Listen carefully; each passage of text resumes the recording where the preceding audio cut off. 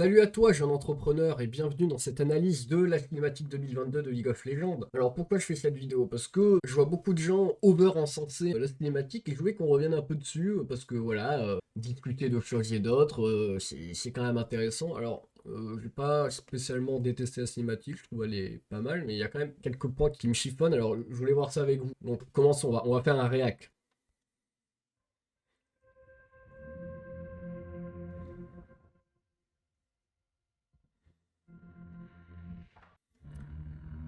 Et là, première chose.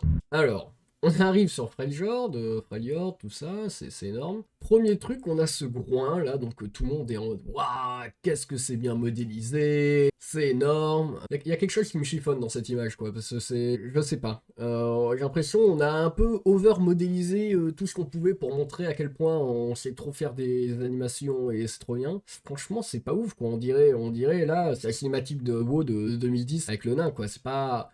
Enfin, je trouve pas ça transcendant, quoi. Je sais pas, j'ai l'impression tout est bien modélisé avec soin, mais ça semble vraiment rendu 3D un peu spécial. Et j'ai du mal moi-même à placer des mots là-dessus, donc continuons. Parce que là, c'est super, là, le groin, énorme. Donc là, les gens arrivent, c'est super, Frayeur. Donc vous pouvez voir, ici, là, il y a un axe, c'est très important, comme ça, en diagonale, ok? On doit les est présentés aux spectateurs comme ça en diagonale, c'est-à-dire là, c'est là où vont ceux qui marchent, et là, c'est l'arrière. C'est de là où ils viennent. Et on est dans un axe comme ça en diagonale. Très bien, ça il faudra le retenir pour après. Et on peut voir déjà, c'est Joanie là, elle regarde en arrière. Il faut savoir que vraiment, tout le passage sur Freljord, c'est que des gens qui regardent en arrière. Je sais pas pourquoi, mais on verra ça après, mais c'est très bizarre. Bon, continuons. Donc là, là super, bravo. Là, il faut dire, c'est quand même très beau. Et là, et là, et là, les choses se corrent. Talia, incroyable. Je sais pas qui a modélisé Talia. Enfin, ils sont plusieurs, évidemment, mais Talia, énorme. Mais Kessa arrive, et Kessa, elle a un truc super bizarre, quoi. Son visage a l'air surmodélisé. J'ai l'impression, ils voulaient tellement modéliser un visage qui a l'air humain, ils ont modélisé plus qu'il fallait, quoi. Je sais pas. En plus, elle a une énorme tête, je trouve, par rapport à son tout petit corps. Ça lui donne, je sais pas, elle a l'air si peu naturelle. Et la peau, bon, moi je suis pas très fan de la modélisation de la peau, qui on dirait un genre de caillou, mais en même temps organique dégueulasse. Moi, elle a une tête, elle me revient pas, ça, ok. Et là, rien à dire, super plan. Et vous allez voir, il y a quelque chose de très intéressant à gauche, là.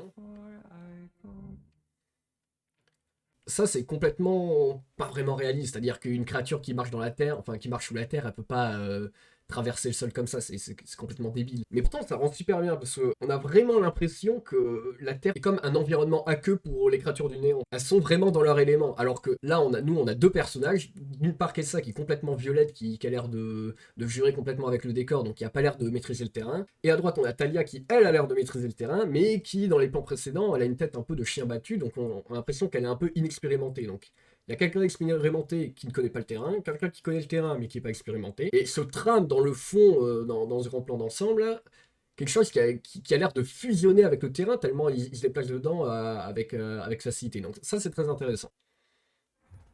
Et là déjà commence à y avoir quelque chose qui me casse les couilles, c'est si je vous dis A Twist of Fate, une des premières grosses cinématiques de LoL qui a commencé à avoir un rayonnement, donc 2013 ça fait bientôt 9 ans quoi, c'est le même scénario à chaque fois. Depuis A Twisted Fate, League of Legends n'ont pas innové, c'est-à-dire que on prend trois environnements, on présente trois héros dans trois environnements. D'abord on les présente, ensuite on présente qu'il y a un ennemi, ensuite on montre que les héros sont stylés, ensuite l'ennemi reprend le dessus, il y a un moment de doute, et ensuite ils perdent. Et ça, on alterne chacune de ces phases, donc doute, combat, moment sur le dessus, moment il regagne, etc. Un par un. Donc ici ça fait Freljord, Shurima, Montargon, Freljord, Shurima, Montargon, ça va faire ça tout le temps, comme dans les dernières cinématiques, c'est-à-dire celle avec Camille, Jean, etc. Donc c'est pas exactement pareil pour le Twisted Fate, parce que Twisted Fate ça coupe, mais après Twisted Fate, donc ça doit être les cinématiques vers 2019, c'est, voilà, on fait une narration tertiaire où on prend trois environnements et un groupe de personnages qui avancent et on coupe à chaque moment clé et on met le moment de doute, le moment de truc. Alors on peut en avoir rien à foutre, Y a pas de souci, parce qu'on on est là pour kiffer, on s'adore, ok? Qu'est-ce que c'est redondant, quoi? Dites-vous que ça fait je sais pas combien d'années, peut-être 5 ans, que tous les ans, il y a un mec qui s'assoit chez Riot et qui a un papier avec un schéma, avec marqué toutes les étapes, et il dit bon, allez, cette année, on retrouve des champions qui vont devoir douter, se combattre et tout, et on refait le même schéma. Faut être fou pour croire que à chaque fois, ils créent un scénario différent et au final, ça finit comme ça. Non, ils ont vraiment un schéma et ils le remettent à chaque cinématique. Et moi ça me tue de dire qu'il y a vraiment un mec qui ressort le schéma chaque année et que tout le monde est d'accord. Mais bon. Là, ça c'est vraiment impressionnant. C'est-à-dire que là, par contre, il y a vraiment une qualité d'animation énorme. Problème, là, ce plan, il n'a aucun intérêt. Mais vraiment, l'intérêt là, zéro. C'est-à-dire que, regardez, il y a un gros plan juste sur les plis de la main et tout. En fait, ce plan n'est là que pour montrer que techniquement, ils sont capables de faire ça. C'est tout. Ça sert à rien, quoi. C'est juste pour dire, regardez, nous, on a tellement d'argent, et là, on est capable de faire ça. Bravo, ok. C'est forcé, quoi. C'est en gros plan, on ne montre que ça, donc ça ne sert qu'à ça. Et en fait, si on avance ensuite dans la cinématique, il n'y aura plus jamais les plans comme une démo technique, quoi. C'est-à-dire que pendant les combats, ça sera jamais aussi impressionnant que ce plissement de main, là. Ce qui fait que c'est pas une technique qu'ils arrivent à faire durer durant toute la cinématique et qui est super intéressante et super bluffante. Non, non, c'est juste à un moment, ils se sont dit, bon les gars, je veux qu'on montre à tout le monde que techniquement, notre cinématique est trop stylée. Du coup, voilà, à 38 secondes, on fait un plan où le mec plie la main et on travaille 18 mois là-dessus. Ok. Ça, c'est très beau en vrai. Surtout avec le précipice au milieu et tout. Il y a quand même plein de choses très bonnes et en vrai, visuellement, ça claque. Ça, on peut pas leur enlever. Donc là, vous avez vu, toujours ce fameux plan un peu en diagonale, ok. Donc on recodait, le spectateur n'est pas perdu. Vous voyez, si la caméra avait été de l'autre côté et que cette fois-ci ils allaient vers la gauche plutôt que vers la droite, on aurait été paumé. Donc là, bravo, ok, on comprend. Et là, regardez ce qui se passe. Olaf regarde derrière. Mais je vous jure, que le segment sur Freljord, il n'est imbitable. Les personnages passent leur temps à regarder en arrière et ça n'a aucun sens. Je sais pas pourquoi ils font ça. Donc là, Olaf regarde derrière. Je sais pas, il doit y avoir des trucs de ouf derrière. On avance, et là, que fait Sejuani? Elle regarde derrière. Là, vous vous dites, on s'en fout, mais attendez, vous allez voir à quel point je comprends pas. Ouais, je regarde derrière, je me fais chier, bon, bref, continue. Et là, comme je vous dis, c'est vraiment WoW 2010, quoi. C'est-à-dire, tout le monde voit ça et dit, oh, putain, c'est incroyable, c'est tellement bien modélisé, mais en fait, on dirait qu'elle a 1000 cheveux. Enfin, 1000 fois un cheveu, quoi.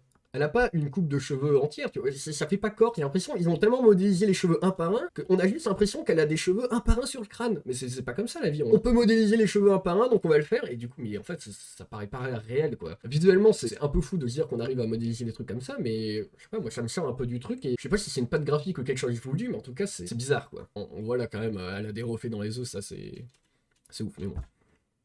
Et d'ailleurs, première fois que Sejuani regarde devant elle, bravo, félicitations. Et là, pareil, les enjeux, ils sont inexistants. Personne ne comprend. C'est-à-dire, dans toutes les cinématiques de LoL, on comprenait très bien les enjeux, ok? Il y avait soit des gentils, soit des méchants, soit c'était un peu plus compliqué que ça. Ils voulaient quelque chose, ils convoitaient. Par exemple, Ezreal veut prendre la lampe de ADS, il se fait attaquer par des monstres. Il est aidé par Kai'Sa, donc ça, c'est la cinématique de 2020. Et du coup, il s'enfuit, et au final, bon, Kai'Sa, il se fait défoncer, donc Ezreal se dit, bon, je suis pas un bâtard, je vais aider. Ok, enjeu clair. Là, Panthéon, qu'est-ce qu'il fait? Il arrive au Montargon.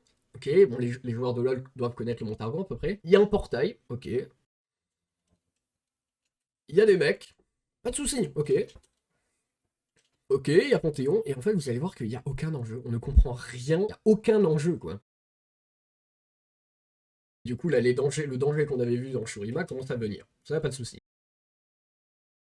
Et là, regardez, est-ce qu'ils vont modéliser les grains de sable un par un? C'est pas tant que ça, modéliser un par un, c'est des sortes de nuages, etc. Enfin là, ce plan-là, il claque, quoi. On dirait qu'on est devant une peinture. Là, on en prend plein la figure, il y a des effets de lumière de partout. Et tu dis, ah ouais, ok, virtuose. Mais tout à l'heure, les cheveux de Sejuani, non. On peut voir ce qu'on a dit tout à l'heure, Kessa, elle est surprise, mais elle est en position de combat, alors que bon, Talia, elle a l'air d'être surprise, mais puis la merde, quoi. On voit vraiment que Talia est inexpérimentée. Donc, vraiment, Talia, c'est un truc à retenir de cette cinématique, c'est Talia. Talia, c'est exceptionnel. Ils ont tout réussi sur Talia, c'est fantastique. Là, ça, incroyable. Bravo. Là, on applaudit. Vraiment, tout ce qu'ils ont fait avec Talia, c'est génial. Bravo. Et là, qu'est-ce qu'on a? On a ça. Ça, je suis désolé, c'est non. On fait un effet de graduation, on essaye de monter, on balance pas le grandiose au début d'un truc, et ensuite on finit par ce qui est nul. Alors là, on voit Talia, des colliers de montagne, exploser Rek'Sai d'un seul coup. Genre, Rek'Sai est à terre, elle est explosée. Et que fait Kai'Sa? Elle fait un dash, et elle lance des trucs violis. Regardez ça.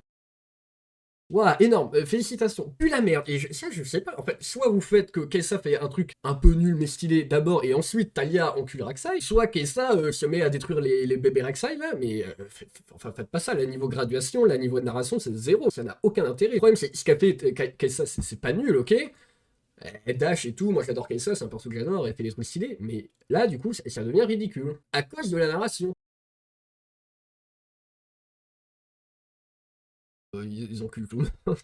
Ce que je comprends pas là, c'est que quel danger on est censé ressentir. Rek'Sai arrive en sautant, là c'est grandiose, elle se fait enculer en une seconde par Talia. Il y a des bébés créatures, le rythme s'intensifie.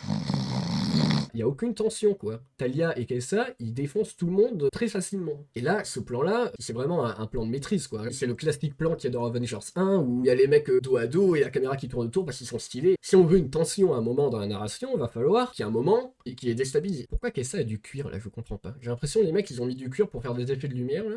Putain, les gars, on a des machines qui peuvent calculer des effets de lumière de ouf. La peau de Kessa, elle est pas réfléchissante, donc on va y foutre du cuir. Bon, allez. Il y a Kessa là. Là, il y a Talia. Et derrière elle, Kessa, donc Talia est entre les deux. Kessa regarde à ses pieds, hein. C'est-à-dire que, regardez, là, elle est là. Elle regarde à ses pieds, donc elle regarde ici, là. Qu'est-ce qui se passe? Il y a un trou là. C'est-à-dire que Kessa et Talia échangent de plage comme ça par miracle. Techniquement, nous, Kessa, on l'avait vu apparaître là, parce qu'elle était entre Talia et Kessa. Et en fait, Rek'Sai, elle est là maintenant. C'est elle qui crée ce trou. Déjà, pourquoi elle crée ce trou? Parce qu'en fait, Rek'Sai était en train de sauter dans le plan précédent. On fait un cut, et en fait, il y a un gros trou. En fait, c'est imbitable. Moi, vraiment, j'ai vu ça, c'est imbitable. Avec la place des personnages et tout, on se dit, ok, Rek'Sai fait un trou, j'imagine. Et du coup, c'est censé être ça le moment de tension dans la narration. On se dit, ah ouais, peut-être qu'ils vont perdre et tout. Le moment de tension énorme, hein. Depuis tout à l'heure, ils enculent toute l'armée de Rek'Sai, ils l'éclatent avec des rochers, elle a fait un trou, il court à côté, et voilà. Ça va, ça a l'air d'aller, personnellement, je trouve. Et là, on arrive, on retourne après Liord, hein, l'endroit du combat en regardant derrière. Là, il y a un gros caillou de glace qui tombe. Je crois, j'ai dû regarder la cinématique 2-3 fois avant de comprendre qu'elle frappait Olaf. Parce que regardez, il n'y a aucun feedback visuel. En fait, elle tombe sur Olaf et elle se casse, mais Olaf ne ressent rien. C'est-à-dire que normalement, on est censé faire un feedback visuel. Par exemple, au moment où le rocher tombe sur Olaf, tout le squelette de Olaf peut descendre subitement de quelques centimètres, vous voyez. Il peut continuer à être debout, montrer que Olaf est quand même quelqu'un de tellement puissant qu'il peut résister à un énorme iceberg qui tombe sur la gueule, ça pas de souci. Mais au moins, pour montrer qu'il encaisse le choc, il faut qu'on ait un feedback visuel. Il y a juste la caméra qui bouge un peu pour montrer que il y a eu un choc, mais ça n'a aucun sens. Et en fait, vu que la dernière fois qu'on a vu Olaf, il regardait vers derrière, vu que tout le monde regarde vers derrière, vu que là, normalement, quand on revoit ça, on se redit qu'on est un peu vers notre axe diagonal de tout à l'heure. C'est-à-dire que vers la gauche de l'écran, c'est là d'où venait Olaf et ses Johnny. Vers la droite, c'est là d'où viennent les ours. Donc là, quand il tape Olaf, il a l'air de toujours regarder derrière. Là-bas, les gentils, entre guillemets, là-bas, les ours méchants. Donc là, Olaf regarde derrière lui. Hein. Je sais pas pourquoi, il regarde toujours derrière lui. Il lance, on sait pas où, à moitié derrière lui, à moitié pas derrière lui, après avoir absolument pas encaissé de choc. Là, regardez, la hache, on est d'accord qu'elle doit aller vers le camp des méchants, sinon ça n'a pas de sens. Du coup, la hache là, va vers la droite, ok, pas de souci. Elle va vers le camp des méchants. Et que fait Sejuani? Elle regarde vers la gauche et elle attaque vers la gauche. C'est-à-dire que ça, c'est pas un ours. Tout le monde est d'accord, c'est pas un ours. Donc pourquoi Sejuani avance là et il donne un coup? Sejuani tape derrière elle. C'est-à-dire que vraiment, dans Freljord, Sejuani et Olaf passent leur temps à regarder derrière eux et à faire des actions qui n'ont aucun sens. C'est impitable. Je comprends pas pourquoi ils ont fait ça. Qu'est-ce que c'est statique? Là, Volibear, il nous était vendu un peu comme un dieu depuis le rework graphique. Et là, bah, c'est un ours, ce qui est une peau de bête. On dirait que tout son squelette a été coulé dans du béton. On dirait il a un torticolis, c'est-à-dire que quand son corps bouge, sa tête bouge en même temps. On dirait il est figé. Qu'est-ce que c'est pas dynamique, quoi? C'est super figé. Pour l'instant, on comprend rien. Deux, il n'y a pas d'enjeu. Le Montargon, j'ai l'impression qu'on l'a oublié. Et là, ça c'est super. Ça arrive sur le drop de la musique, donc là, on se dit 1 minute 30. Bon, ça, c'était une longue introduction un peu chelou, quoi. Le reste, ça va partir. Ok, là, pour le coup, je trouve que ce plan est assez bluffant. Là, on dirait elle a des cheveux. Elle a des cheveux. Elle a pas un cheveu dupliqué 10 000 fois. En plus, on dirait un peu Anata, ouais. Ça claque. Ce plan est vraiment magnifique. Là, on revient un peu à la démo technique. Les poils sur le torse, la musculature de Panthéon, les effets de lumière. Là, ça, c'est énorme. Et là, on revient sur Freljord. Là, vous voyez, déjà, il est un peu moins statique et il fait déjà un peu plus peur, quoi. J'ai l'impression, en fait, Volibear a mangé entre deux prises, quoi. Pourquoi vous ne nous avez pas mis ça tout à l'heure? Et là, que fait Sejuani? Mais je lui donne envie, elle regarde derrière elle. Et en fait, elle s'est jamais retournée du combat. Je suis même pas sûr qu'elle sache qu'il y a des ours. Et du coup, vu qu'elle regarde pas devant elle, bah, elle se prend un truc dans la gueule. Ça, c'est pas mal.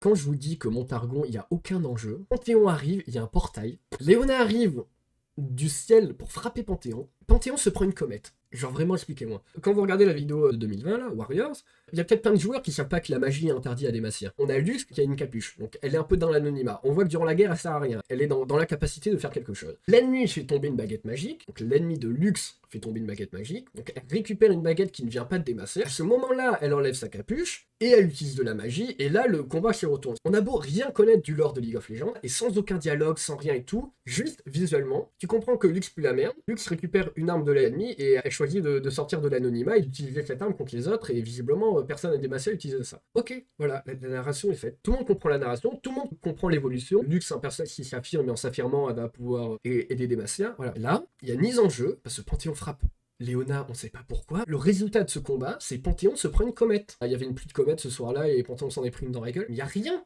Pas d'enjeu, pas de narration, rien, aucune évolution. C'est juste des mecs qui avancent, ils se frappent dessus et puis à un moment, il y a une catastrophe naturelle qui leur arrive dans la gueule. Pour l'instant, c'est ça l'histoire de Panthéon.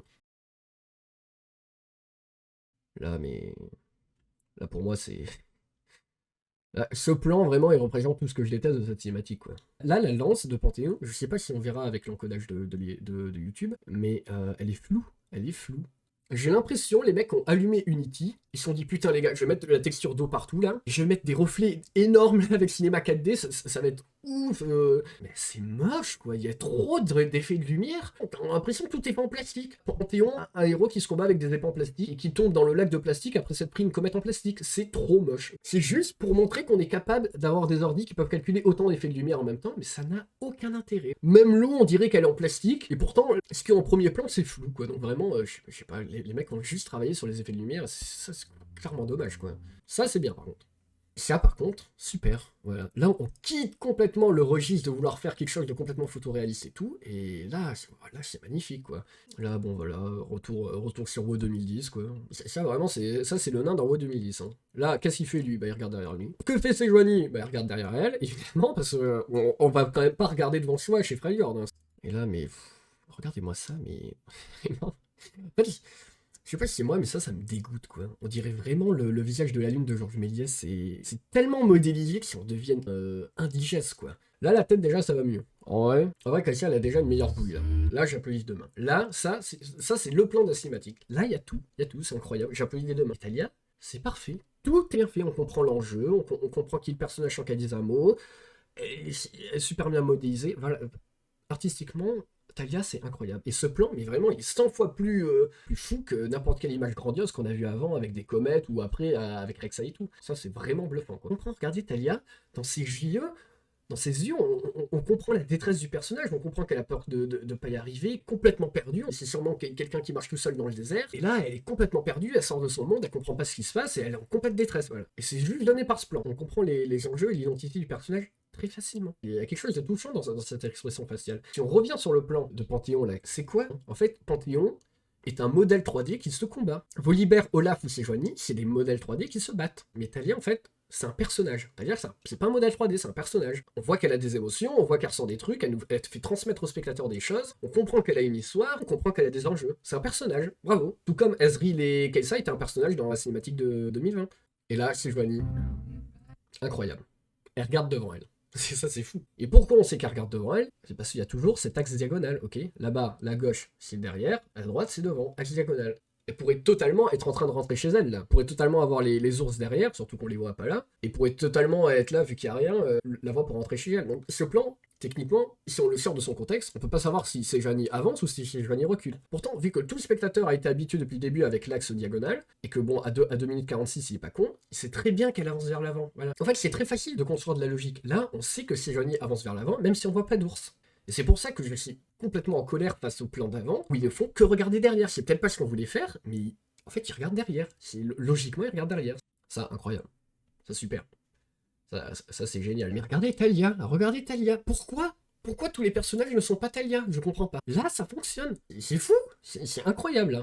Là, Rek'Sai sort de son trou qui est ici, ok? Il saute et Kai'Sa est là. Donc techniquement, si elle tombe, elle va tomber comme ça, ok? On voit que dans les airs, elle change pas de direction. Et pourtant, en tombant, quand on tombe en droit, on va voir qu'elle va tomber dans le trou. Donc c'est pas réaliste, ok? on a un exemple de moment qui est pas réaliste. Mais c'est pas grave que ça soit pas réaliste. Si on faisait une cinématique complètement réaliste, on se ferait chier, quoi. Et là, en fait, c'est pas réaliste, mais c'est pas grave. Là, ça fonctionne.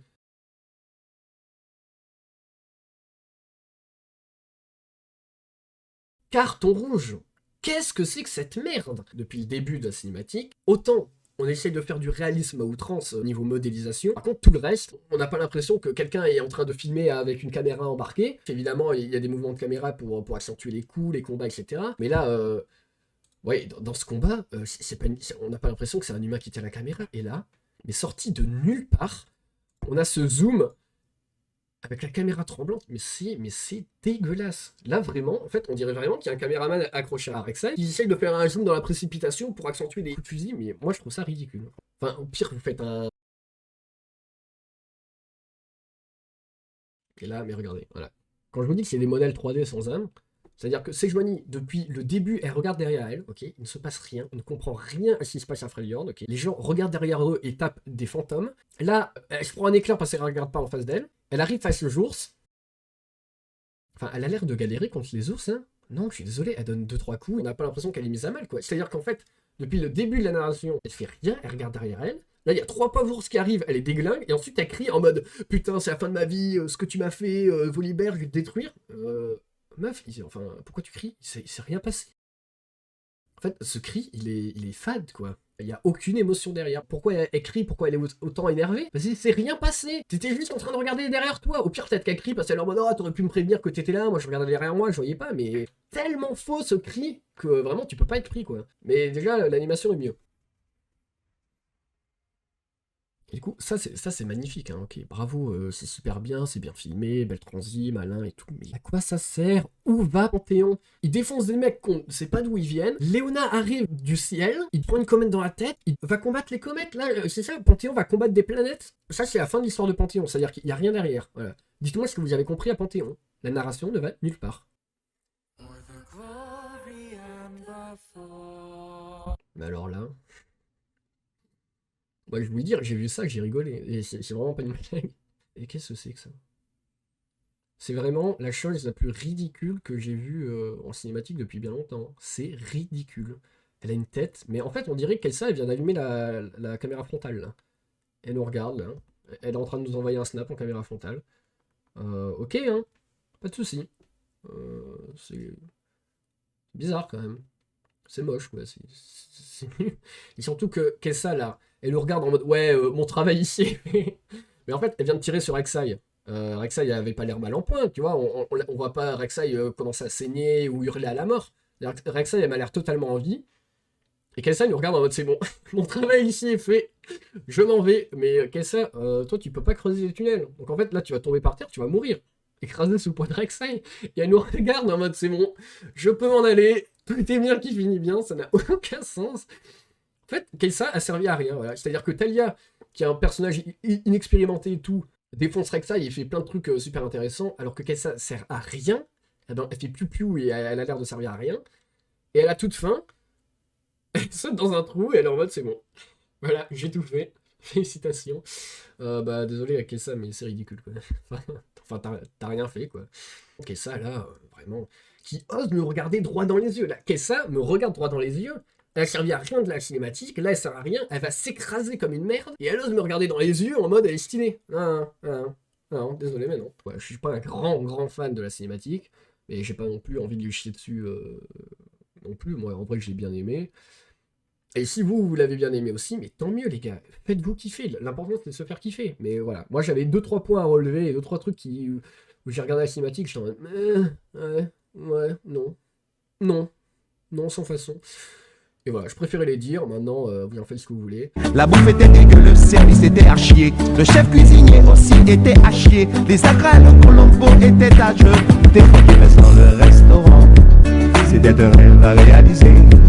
Avec un personnel de mer, il a foutu dans la mer. Moi qui reste dans le restaurant, c'était un rêve à réaliser. Avec un personnel